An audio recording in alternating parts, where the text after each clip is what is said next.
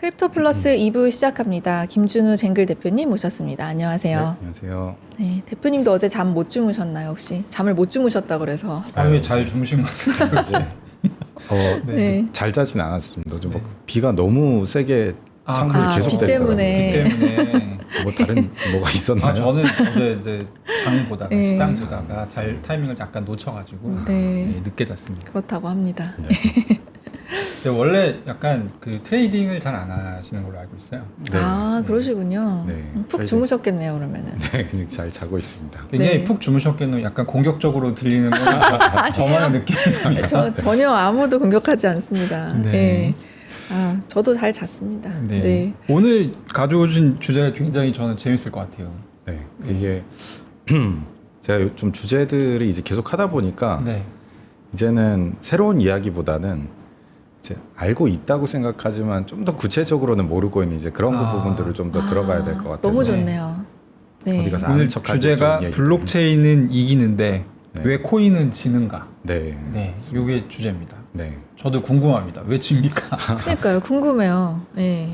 이게 사실 동시에 좀 일어나고 있는 상황이고, 근데 예전에는 뭔가 이제 그 블록체인이 되면은 블록체인 섹터에 있는 게 모든 게 다 좋은 것처럼 비춰졌었는데, 이제 계획 단계에서는 그렇게 누구나 말할 수 있었지만, 이제는 행동으로 보여줘야 되는 때가 오다 보니까, 이제 그 관점에서는 이제는 행동으로 증명하고 있는 곳들과 아닌 곳들의 영향이 많이 갈라지는 것 같습니다. 요게 그러면 블록체인 일단 이기고 있는 거는 맞나요? 네, 그 이기고 있다는 개념이 네. 네. 실질적으로 그 2년 전이나 뭐 예전에 이제 그 크립토 윈터나 베어장을 보면 폭락장들을 보다 보면 가격이 떨어지면 지표도 다 같이 떨어졌고 블록체인을 네. 쓰려고 하는 곳들도 거의 없었는데 네. 지금은 가격은 계속 하락하고 있지만은 사실상 나올 수 있는 이제 도입이나 사용성 이런 부분들은 다 개선이 되고 있어서 그런 측면에서 가격은 겨울이고 인프라는 오히려 여름처럼 보이는 그런 상황이 생기고 있습니다. 그러니까 과거에는 우리가 코인 가격, 그러니까 코인 투자를 할 때 실제로 네. 거래량이나 이런 거를 굉장히 밀접하게 많이 봤었거든요. 그렇죠. 거래량 올라왔다. 그러면 코인 사야지. 약간 이런 네. 공식이 통하던 시기가 실제로 있었습니다. 투자자들 네. 사이에. 근데 이게 지금 사실 약간 작동하고 있지 않은 건데 본질적으로 어떤 이유 때문이라고 생각하십니까? 네, 그게 전에도 이제 얘기 드렸었던 것처럼 이제 시장의 구조적 변화가 생기는 중에 있고 이게 뭐 주식 시장에서도 예전에 닷컴 버블 때 얘기를 많이 하는 것처럼 지금은 예전에 이제 그냥 시장 자체가 인터넷이 좋기 때문에 모든 게 좋을 것처럼 봤었지만 거기에는 이제 살아남은 자, 죽은 자, 그리고 새로 태어난 자, 뭐 등등이 다 있었던 것처럼 그렇죠. 그런 관점에서 지금 이 시장에서도 어떻게 보면은 예전에 산업이 좋았었던 거와 좀 분리돼서 이제는 실제로 이제 증명해내는 팀들과 아닌 곳들이 좀 극명하게 달라지면서 이런 상황들이 생기고 있는 것 같습니다. 아, 그러면 이제 버블 터지고 다시 정상화되는 그 횡보 부분에 있다는 걸까요? 네, 그렇게 시장 시기로 보면 그렇게 말씀드릴 수 있을 것 같습니다. 그러니까 우리가 이제 약간 가격을 볼 때 굉장히 네. 즉자적으로 생각하기 쉬운데 네. 호재 올라야지, 악재 떨어져야지 그렇죠, 이렇게 생각하기 단순하게. 쉬운데 네. 크립토 시장에는 그 사이클이라고 하는 게 또 있잖아요. 그래서 맞아요. 이 사이클의 영향 때문에 사실은 이 두 가지가 아주 밀접하게 붙지 않는 구간이 존재한다. 근데 지금 우리가 그 구간을 지나가고 있는 거다. 이런 설명. 네, 네, 그렇게 보시면 좋을 것 같습니다. 네. 그러면 이게 이제 뭐 질문 자체에 약간 답이 들어가 있는 것 같기도 한데 사이클은 변동하니까 네. 이런 지금과 같은 상황이 구조적으로 계속 이어지진 않겠네요. 네, 지금처럼의 상황이 계속 이어지진 않을 거라고 보고 있고요. 근데 이제 가격적인 이제 인프라의 도입 부분과 이제 가격의 붕괴는 조금 별개의 이슈다 보니까, 근데 전에도 말씀드렸던 거는 어떻게 보면 크립토는 그토록 원했었어요. 기관들이 써주기를, 네. 뭐 대중화가 되기를 원했었는데 네. 막상 되고 나니까 내가 주인일 줄 알았는데 새로운 주인이 바뀌어버린 거죠. 네. 그러다 보니까 이제 가격 측면에서는 지금 뭐 크립토가 뭘 잘못했느냐 혹은 뭐 작년에 그러면 ETF가 들어왔을 때는 크립토가 특별히 잘해서 가격이 올랐냐라는 게 아니고 그냥 구조적으로 이제는 크립토가 위험자산에 분류가 되고 매크로의 영향에 따라서 위험자산이 좋으면 오르는 거고 위험자산에 대한 회피 현상이 있으면 내려가는 그냥 그 사이클의 영향으로 지금 가격은 움직이고 있는 거고 펀더멘털은 기술이 좋고 쓸 수 있고 규제 환경이 개선이 되니까 이제 그냥 그 환경에 맞춰서 개선되고 있다 보니까 두 가지가 좀 계속 분리되는 이원화 현상이 더 빨라지고 있는 것 같습니다.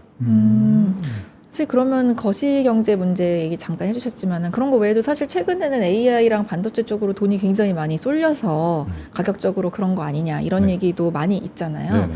혹시 그러면 그 실제로 느끼실 때는 그 체감상 어느 정도의 이탈이 일어나고 있다고 보이시나요? 이게 체감 정도를 넘어서고 있는 것 같아요. 요즘은 요즘 예. 넘어서서 왜냐면 4월부터 저도 수치를 좀 보다 보니까 4월부터 그 크립토랑 이제 비트코인 ETF 같은 곳과 금에서 이제 빠져나간 돈이 한 18조 정도 되는데 그 같은 기간에 한 40조 정도가 AI ETF에 들어갔습니다. 아. 네, 그래서 그냥 숫자적으로도 굉장히 그렇게 볼 수가 있고 거기서 흥미로운 거는 비트코인에서 빠진 돈이 막 금이랑 같이 빠졌는데 이게 안전자산으로 흘러 들어갔었으면 금으로 흘러 들어갔었어야 되는데 금으로 그렇죠. 흘러 들어간 게 아니고 오히려 AI로 흘러 들어갈 정도로 위험자산임에도 불구하고 AI의 그 폭발적 성장력이 워낙 강하다 보니까 지금 이와 같은 안 좋은 매크로 상황에서도 좀 비정상적으로 이 위험자산으로의 쏠림 현상을 가져갈 정도의 기술 경쟁인 AI가 지금 시장을 좀 휘두르고 있는 상황입니다. 아. 이게 이제 네. 크립토 한정에서는 약간 그러니까 버블이 꺼지는다는 측면에서 네. 약간 닷컴 버블의 느낌이 나는 또 프로젝트들도 있는 것 같아요. 그러니까 실제로 지금 가격이 이미 막 8, 90% 떨어진 알트코인들도 많이 있고 네. 그리고 이제 이게 사실은 우리가 버블이라고 하면 야 크립토에 언제 버블이 있었어 올라간 적이 없는데 이렇게 생각하실 수가 있는데 가격으로 보면 어쨌든 21년장에서 또 버블이 있었고 그 뒤에 이제 좀 알트코인들 같은 경우는 그 뒤에 또 회복 못하는 애들도 많이 있는 거고 그리고 가까이는 작년에 12만 6천 달러 올라갈 때도 네. 알트코인 중에 많이 올라가던 거는 또 많이 상승했었거든요. 그래서 좀 선별적으로 봐야 되겠습니다만 어쨌든 이제 저희가 궁금한 거는 버블이 가지고 있다가 푹 꺼졌어요. 얘가 다시 회복하려면 좀 어떤 조건이 필요합니까? 일단 그 버블의 회복을 얘기를 할 때 제일 많이 보는 게 이제 아무래도 인터넷이나 기술 쪽에서는 닷컴 버블인데 네. 닷컴 버블 때 우리가 잘 알고 있는 아마존 같은 경우도 주가가 94% 빠졌었습니다. 2000년 초에 최고점 대비. 네. 근데 네. 그러면 지금 알트코인들이 많이 빠진 게 한 8, 90% 정도 빠졌던 걸 생각을 하면은 그때도 아마존 투자자들은 회사 망했구나라고 생각을 했었죠. 근데 2000년대 초반에 일어났었던 게 제가 아까 잠깐 말씀드렸던 것처럼 가격의 겨울과 인프라의 여름이 동시에 왔었습니다. 똑같이 닷컴 버블이 빠지면서 투자하는 금융 자산들이 주가가 폭락하고 있을 때 초고속 인터넷 인프라의 보급률은 최고치를 계속 갱신을 하고 있었거든요. 그래서 그런 측면에서 지금의 상황도 그때와 좀 유사하게 볼 수 있는 것들이 가격은 매크로 상황이나 아니면 과하게 좀 인플레이트 되었던 여러 요소들 때문에 빠지지만 네. 그 사이에서 펀더멘트적인 인프라의 보급은 극단적으로 계속 늘어나고 있는 상황이기 때문에 그런 관점으로 봤을 때 그럼 우리는 앞으로 무엇을 기다리느냐라고 보면은 이와 그 내에서 거품이 꺼졌을 때 실제로 그 안에서 뭔가 만들어지고 있는 형체가 있는 것과 계획밖에 없어서 거품에 가려지는 것 말고는 아직은 준비된 게 없었던 것들이 여실히 드러날 거기 때문에 지금 이 펀더멘털이 어떻게 만들어지고 가격과 무관하게 그게 진화가 되고 있는지를 살펴보는 게 가장 중요할 것 같습니다. 이게 항상 이게 방송하면서 느끼는 건데 네. 참 이 크립토의 음유시인이세요. 이 가격의 겨울과 인프라의 여름이 함께 왔다. 이게 거의 식구 같은. 이게 저번에 응원봉 발언에 이어서 그 이제 그러니까요. 아마존을 예로 들어 주셨는데 아마존 같은 경우는 꽤 오랜 기간 적자 기업이었잖아요. 네네. 적자 기업이었으나 그 사실 2000년대 초반에는 우리가 뭐 인터넷으로 책을 시켜봐 약간 미친 생각이라고 사람들이 다 생각했었고 그렇죠. 근데 그게 이제 조금씩 우리 생활 곁으로 젖어 들어왔고 네. 매출이 늘어나고 적자 상태가 흑자로 바뀌면서 사실은 아마존이 굉장히 네네. 주가도 많이 올라가고 그렇게 됐었는데 그러면은 결국에는 지금 우리가 별로 의미 없다라고 생각하는 블록체인 사용량이라든지 어떤 블록체인 위에서의 물동량 이런 것들이 사실은 장기적으로 보면 굉장히 좀 의미 있는 지표가 될 수 있겠습니다. 그 예전에 크립토에서 지금 뭐 TVL이 있었고 뭐 거래량이 있었던 게 올랐고 내렸고는 사실 크립토의 전체 페네트레이션이 1%도 안 된 상황에서 크게 유의미하지 않은 숫자였었습니다. 근데 그게 구조적으로 이제는 제가 전에도 말씀드렸던 것처럼 예전엔 블록체인에서 금융을 원했는데 지금 이제 금융에서 블록체인 인프라를 원하기 때문에 스테이블 코인부터 뭐 결제 쪽, 자산 발행, 자산 유통 등 이 수많은 금융의 어마어마한 거래량이 조금씩 블록체인으로 넘어오더라도 실질적으로 블록체인에서 처리할 수 있는 그 거래량이라던가 그 실제 사용량은 기존과는 이제 비교가 안 되는 형태의 변화를 보여줄 거기 때문에 그런 측면에서는 지금까지 안 나왔던 숫자들이 앞으로는 이제 그 아예 다른 구조 속에서 아예 다른 단위로 생길 수 있는 것들을 기대를 해볼 수 있을 것 같습니다.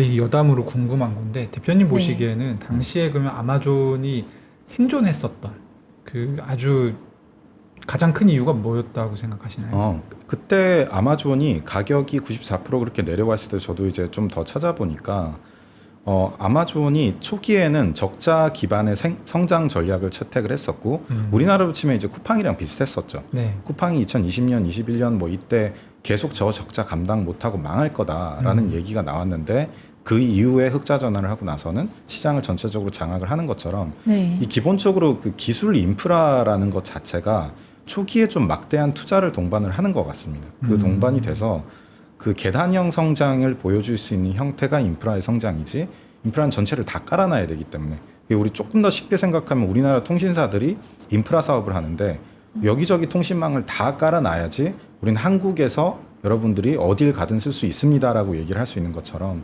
초기에는 아마존도 비슷하게 이제 인프라 사업자 입장에서 그 계속 비용을 태우면서 성장 기반을 만드는 거에 집중을 했었고 그게 이제 전환이 되던 게 이제 몇 년 뒤에 이제 아마존이 실질적인 매출 성과로 그걸 증명하면서부터 이제 분위기가 달라졌다라고 생각을 합니다.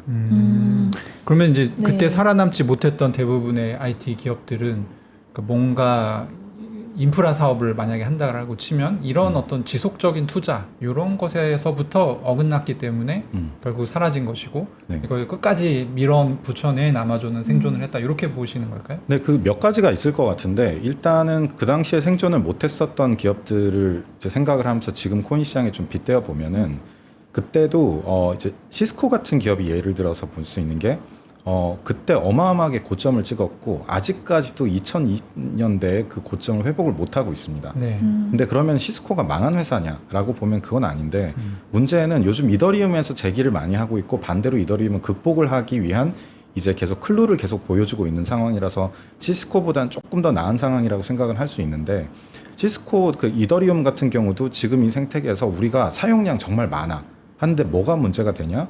그게 이더리움 그 코인으로의 가치 환원 메커니즘이 뭐가 어떻게 있냐에 계속 의문이 있고 반대로 우리가 XRP 코인을 볼 때도 똑같은 이야기를 하잖아요. 그래서 그 당시에도 잘 됐었지만 망한 곳들 중에는 사업 모델상 그 가치를 그 캡처해내는 그 구조가 약해서 그 연결고리가 없다 보니까 산업은 좋지만 우리 회사는 망한 상황이 생기는 것들이 있어서 그러다 보니까 이제 요즘 뭐 제일 주목받고 있는 이 뭐 그 하이퍼 리퀴드 같은 곳을 제외하고도 대표적으로 뭐 아비트럼 같은 네. 경우도 하루 매출이 그러니까 전체적으로 TBS라고 해서 예치된 자산 규모는 전 세계에서 한 두 번째 정도로 큰 체인인데 네. 그에 대비해서 하루 매출이 한 수천만 원 정도 단위밖에 안 되다 보니까 이게 맞냐라는 얘기가 나오는 것처럼 그런 결국 돈을 버는 쪽으로 가야 되는데 기존에 이제 성장만을 주장을 하다가 그 뭐 비용을 태우면서 성장하는 모델에서 현금을 캡처하는 형태로 전환시키지 못한 그런 거에서 가장 많은 기업들이 무너졌던 게 그 원인으로 보고 있습니다. 그래서 하락률 아니고 손익계산서 봐라 이런 이야기도 그런 결에서 네. 말씀을 하셨던 네, 걸까요? 맞습니다. 네. 그럼 사실, 몇 네. 퍼센트 떨어졌는지 중요한 중요하지 게 않고. 네. 아니다. 그냥 몇 퍼센트로 보면 이제 뭐 아까 말씀드렸던 아마존 같은 것도 있고 단순히 그냥 사용량 지표로 보면은 지금 1% 시장 내에서 뭐 조금 더 먹고 더 안 먹고가 큰 차이가 없다 보니까 네. 그 전체적인 시장도 중요하지만 그 현금 메커니즘이 어떻게 됐느냐를 봐야 되고 그게 이제 아베라든가 유니스왑 같은 디파이 프로토콜들도 그런 모델들을 캐치를 하고 작년부터 전환을 시키면서 다시 좀 가격 회복 어떤 클루를 마련하거나 조금씩 회복률을 보이는 것처럼 예. 이제는 이제 그런 부분이 앞으로 굉장히 중요해질 거라고 생각을 합니다. 뭐 그러면 자연스럽게 질문이 이쪽으로 옮아가는데 저희가 이제 하이퍼리퀴드가 돈을 잘 벌고 있다라는 얘기는 여러 차례 했고 그리고 뭐 잠깐 예를 들어주셨던 이제 돈을 못 벌고 있는 유명하지만 돈 못 벌고 있는 체인이 아비트럼 그러면 이제 하이퍼리퀴드 다음에 좀 돈을 잘 벌고 있는 그런 체인들을 몇 개 좀 소개해 주시면 좋을 것 같은데요. 네, 그 하이퍼리퀴드는 아까 뭐 한 1조 2천억 정도를 연 매출로 보고 네. 있을 정도고 네. 그 연결고리도 거기 생긴 수수료를 거의 100%를 가져가서 소각을 시키기 때문에 예. 환원 구조가 어마어마하게 강하게 돼 있습니다. 네. 매출도 있고 토큰 가격을 높여주는 메커니즘도 같이 갖춰져 있고 그 다음으로 그냥 절대적 매출 규모로만 보면은 뭐 이더리움 같은 경우도 한 달에 한 380억 정도 매출을 내고 있고요.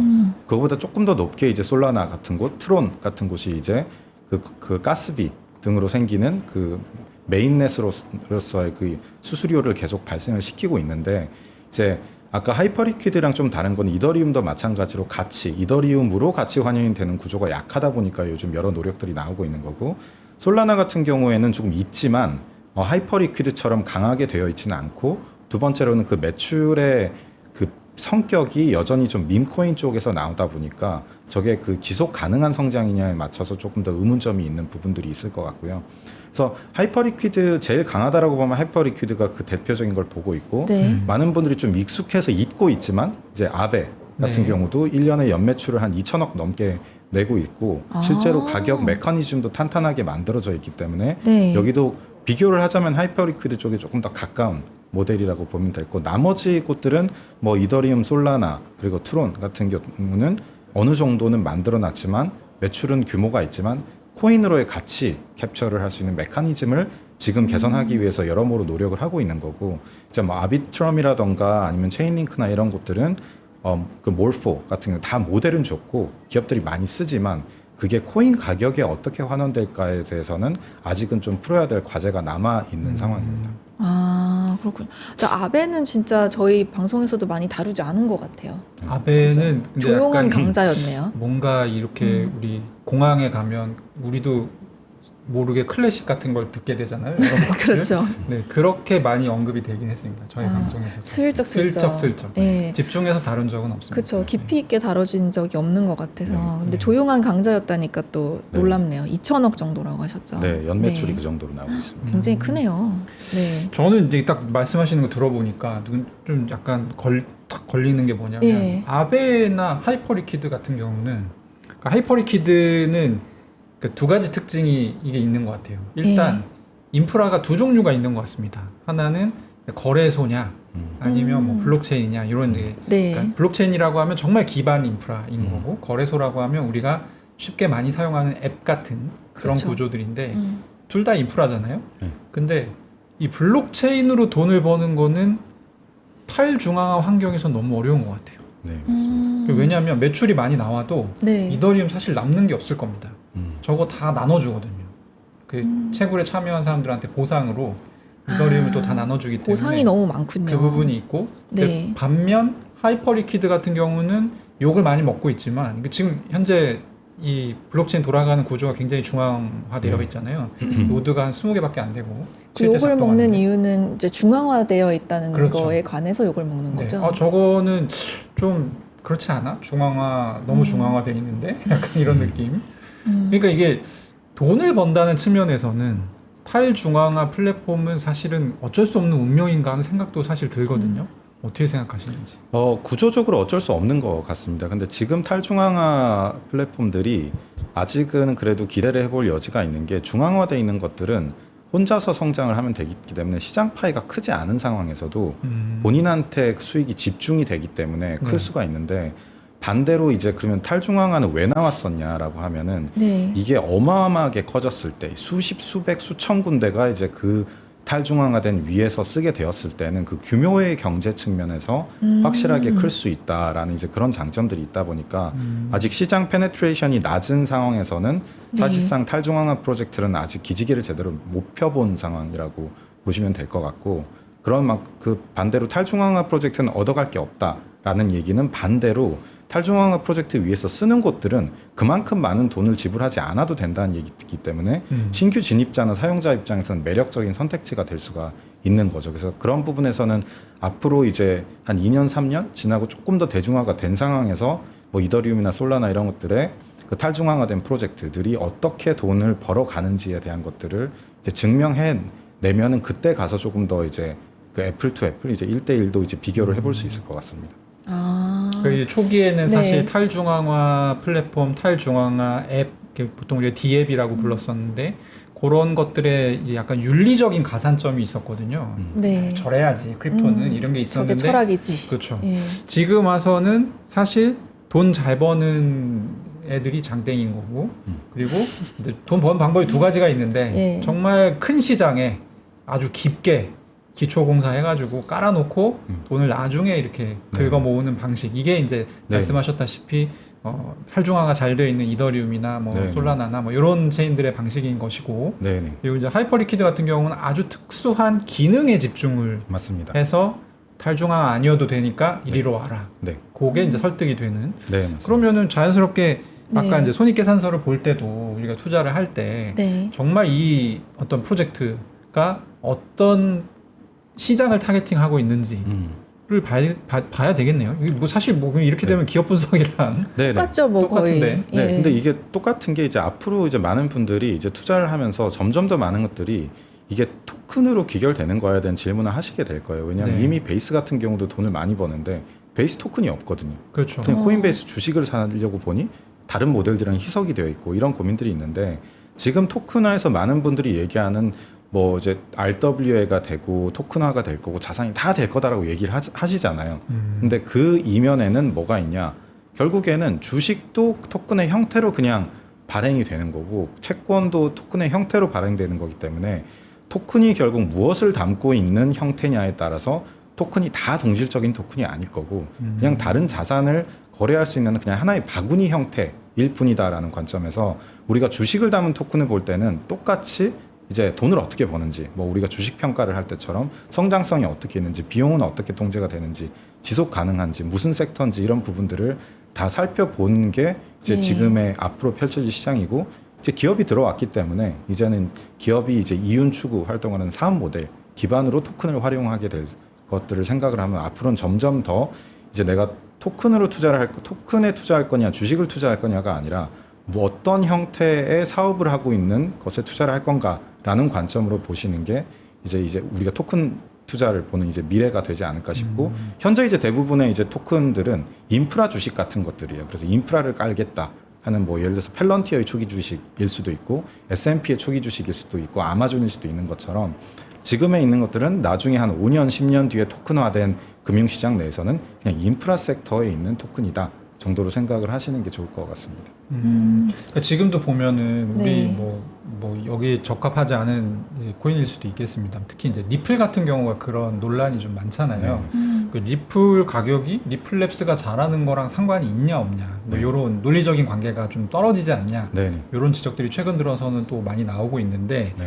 그러니까 이런 게 리플만 있는 게 아니거든요. 네. 사실 거의 대부분의 코인들이 그렇죠. 그런 네. 비판에 직면을 하고 있어요. 근데 지금 오늘 말씀해 주신 거는 잘 보면 거기서도 논리가 좀 밀접하게 짜여져 있는 코인들이 분명히 있다라는 거죠. 네, 맞습니다. 그런 거 위주로 보시는 네. 것이 어떤 또 하나의 투자의 방법일 수 있다. 네, 이미 아까 말씀드린 수백억, 수천억 그리고 뭐 하이퍼리퀴드 같은 1조가 넘는 매출을 내고 있는 코인들이 있기 때문에 그런 돈 단위의 돈들이 그냥 흘러가진 않거든요. 네. 들어가야 될 명확한 이유와 수요가 있다는 측면에서 살펴보시면 좋을 것 같고 그거 언제 다 살펴보냐라고 하실 수 있지만 뭐 좋기도 하고 좀 슬픈 얘기기도 하지만 많지 않습니다.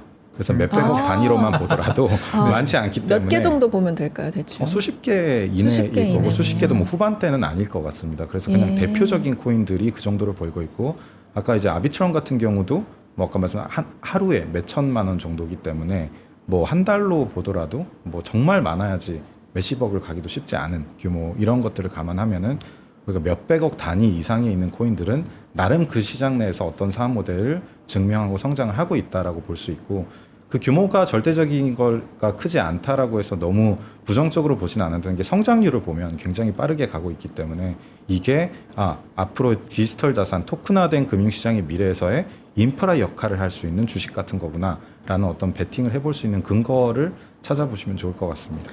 사실 이제부터 투자를 시작하는 이제 일반 투자자분들께서는 그런 걸 고려해서 들어가면은 제일 좋겠지만 이미 또 들어가 계신 분들이 그렇죠. 있잖아요. 이미 다 물려 있어. 이미 다 리플에 물려 있어. 이미 다 네. 이더리움에 물려 있어. 이런 분들은 그러면 어떤 식으로 좀 대처를 하면 좋을까요? 그냥 2, 3년 기다리는 게 최선일까요? 아닙니다. 지금은 오히려 제가 좋아하는 얘기 중에 그 눈보라가 칠수록 눈 부릅떠야지 벗어날 수 있다라는 이제 그런 얘기를 하는데 힘든 시장이지만 지금 막연하게 그러니까 잘 될 거야라는 희망을 가지기보다는 포트폴리오를 재구성하는데 정말 시간을 많이 쓰셔야 될 것 같습니다. 예. 바로 손절합니까? 아닙니다.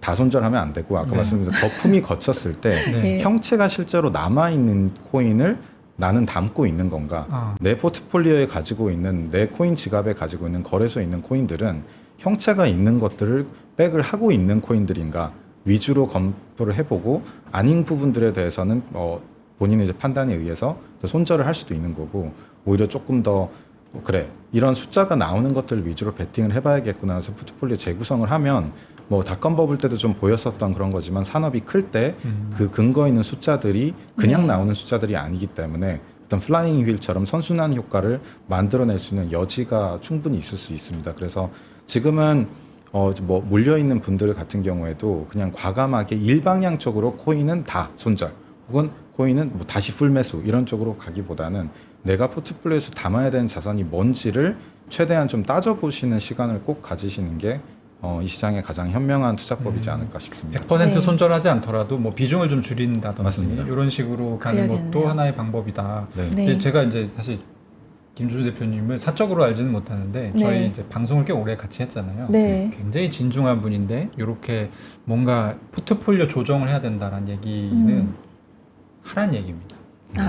명확하게 하는 명확하게. 얘기죠. 네, 하셔야 하란 될 것 얘기입니다. 같습니다. 네. 알겠습니다. 하겠습니다.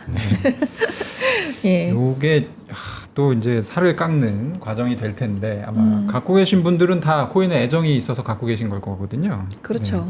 네. 예. 어쨌든 근데 이제 이게 사실 그런 그 얘기들도 많이 있었습니다. 그러니까 지금 상승장이 오더라도 그 상승이 굉장히 선별적으로 일어날 가능성이 높다. 예. 네, 그래서 그 상승이 오늘 말씀해주신 그 조건대로 아마 가게 될 가능성이 저는 높을 것 같아요. 네. 시장에서 보는 것도 네. 실제로 얘가 돈을 버느냐, 네. 못 버느냐 이 부분이기 때문에 네. 네. 그러니까 상승장이 언제 올지 모르지만 네. 대비를 좀 해야 된다라는 말씀이셨습니다. 네. 네, 오늘 김준우 대표님 모시고 재밌는 얘기 나눠봤습니다. 말씀 감사합니다. 네, 감사합니다.